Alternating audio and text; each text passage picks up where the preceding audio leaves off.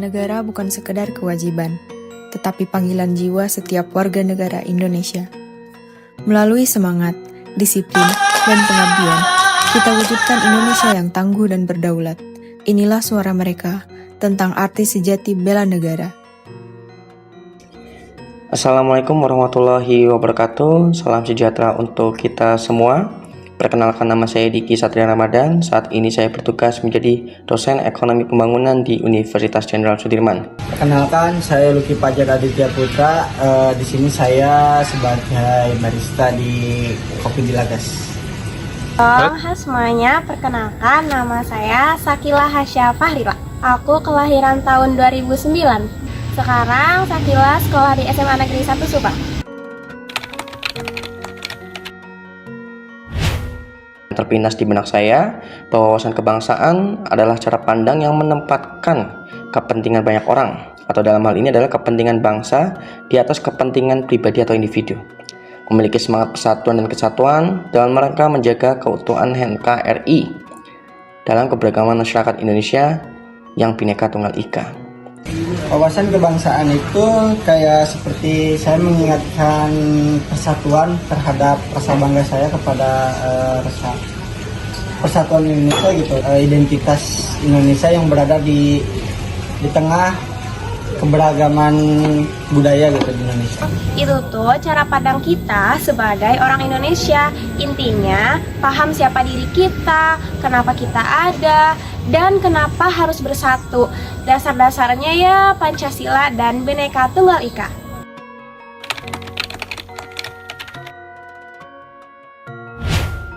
Karena setiap warga negara harus memiliki karakter yang nasionalis, yang cinta tanah air tentunya, menghargai perbedaan, serta memiliki tanggung jawab terhadap kemajuan bangsa sesuai dengan nilai-nilai Pancasila dan konstitusi negara.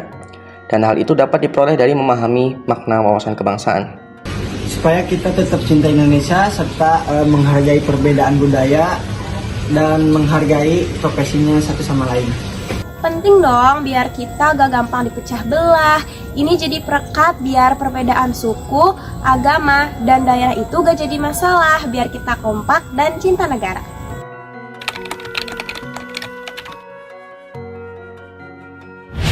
Jadi saya menemukan cinta tanah air itu melalui Tridharma Perguruan Tinggi. Di antaranya itu ada pendidikan, penelitian, dan juga pengabdian masyarakat. Dalam hal ini, kurikulum kita sekarang adalah MBKM berdampak ya. Jadi kita harus memberikan dampak yang besar kepada masyarakat luas, yang tentunya itu sesuai dengan wawasan kebangsaan dan juga bela negara. Saya menumbuhkan rasa cinta saya kepada Indonesia itu seperti saya memperkenalkan kopi lokal dalam negeri gitu, serta menyambut konsumen-konsumen secara ramah dengan ciri khas Indonesia.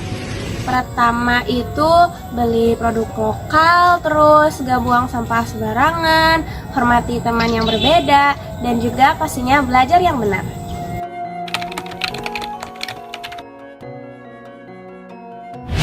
Ancaman terbesar ya, yang dulu mungkin ancamannya dalam bentuk fisik ya.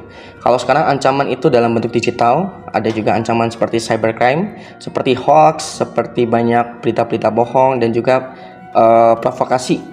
Dan sebaiknya kita bisa menjaring itu semua dengan baik. Karena cybercrime itu jauh lebih berbahaya teman-teman, karena bisa memecah belah kesatuan bangsa. Perpecahan menurut saya menurunnya rasa peduli terhadap masyarakat itu karena ada isu-isu dari terpengaruhnya hal negatif dari sosial media.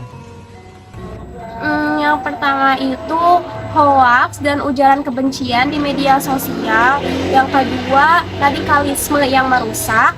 Yang terakhir itu ada korupsi dan ketidakadilan yang bikin rakyat kecewa.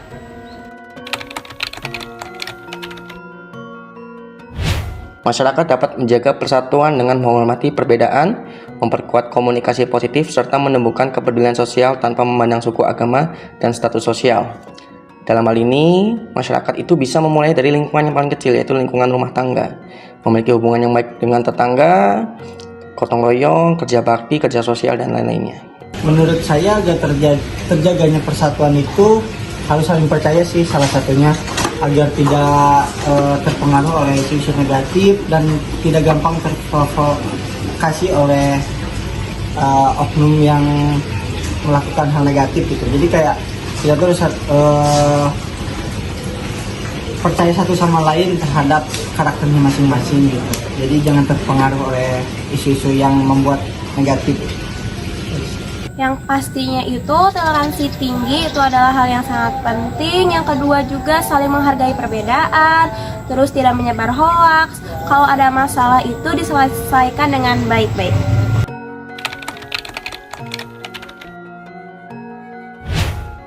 Bela negara, kalau dulu mungkin bela negara itu memiliki unsur militeristik ya.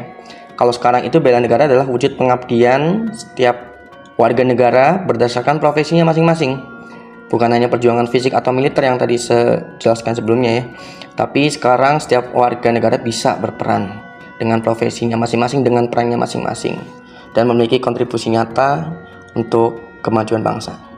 Bela negara berarti mencintai tanah air. Dengan salah satunya kita udah melakukan jujur juga terhadap kita berkontribusi ke masyarakat, itu sudah termasuk bela negara. Aku itu tekad dan action buat jaga negara. Gak harus perang, tapi berkontribusi positif sesuai kemampuan kita karena kita cinta Indonesia.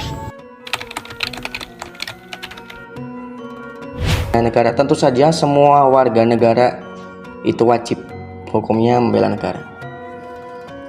Menurut saya siapa saja yang berhak untuk bela negara itu semuanya wajib sih, kayak dari pelajar, pekerja, karena sesuai kemampuannya masing-masing serta tanggung jawabnya masing-masing. Pastinya semua warga negara dong, kayak dari pelajar, karyawan, petani, sampai gamer, semua itu punya perannya masing-masing. Masyarakat itu bisa melakukan kegiatan bela negara dengan caranya masing-masing, dengan perannya masing-masing. Seperti saya itu mendidik mahasiswa saya dengan baik ya. Saya ingin mereka menjadi mahasiswa yang generasi yang kritis, berkarakter, dan juga tentunya peduli dengan masyarakat, peduli tentang bangsanya. Dan yang paling penting adalah setelah lulus nanti mereka harus punya kontribusi sangat besar untuk kebermanfaatan banyak orang. Saya bekerja dengan jujur, terus menyampaikan kepada konsumen dengan ramah, serta memperkenalkan ciri khas kopi lokal gitu dalam negeri, supaya perputaran ekonominya jalan di bangsa kita. Contohnya itu yang pertama, taat aturan, seperti taat aturan di lalu lintas, terus membayar pajak, lalu juga jujur saat bekerja dan ikut menjaga lingkungan sekitar.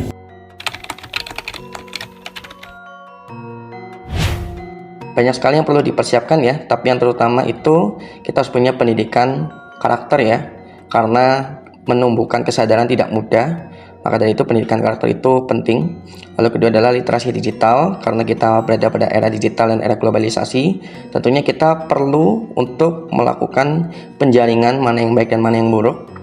Dan selanjutnya adalah peningkatan kesadaran pentingnya toleransi, persatuan, dan ketahanan sosial. Masyarakat harus melawan gitu rasa-rasa hoax terhadap isu-isu di luar, serta memperkuat atau mendukung usaha-usaha lokal gitu agar ketahanan bangsa. Yang pertama itu diajarin anti hoax dan cara memakai medsos yang benar. Juga yang kedua, pendidikan kebangsaan yang seru dan relevan. Dan yang terakhir, latihan siaga bencana.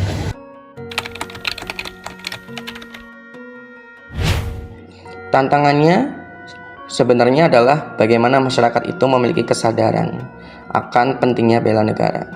Karena ketika masyarakat itu sendiri memiliki kesadaran yang rendah, maka negara kita akan sangat rentan terhadap berbagai ancaman. Hambatannya yaitu gampang terpengaruhnya masyarakat oleh media sosial atau isu-isu negatif dari media sosial maupun di lingkungan sekitar sih. Gitu. Itu Yang pertama itu banyak banget yang cuek, atau juga bisa disebut individualis, atau juga bisa disebut apatis. Yang kedua banyak yang bingung karena kebanjiran informasi atau hoaks. Dan yang terakhir anggapan kalau bela negara itu cuman buat militer atau hal yang ribet. bela negara bukan sekedar kata, tetapi wujud nyata dari cinta dan tanggung jawab kepada bangsa. Dengan semangat, disiplin, dan pengabdian, kita bangun Indonesia yang kuat, bersatu, dan bermartabat.